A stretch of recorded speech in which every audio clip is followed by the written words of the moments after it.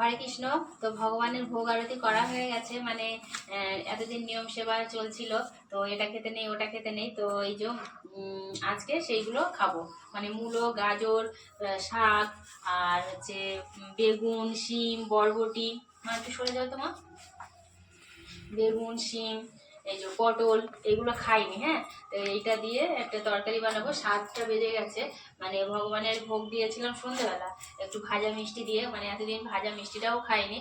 তো আমি তো আর অন্নভোগ দিই না, সেই জন্য মিষ্টি টিষ্টি দিয়ে একটু ভগবানের ভোগ দিলাম, আর দীপদান করা হয়ে গেছে, আমি আমার মেয়ে করলাম।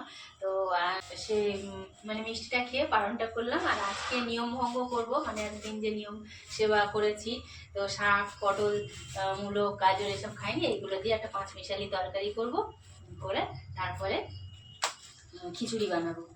তো এই যে, তো রাধে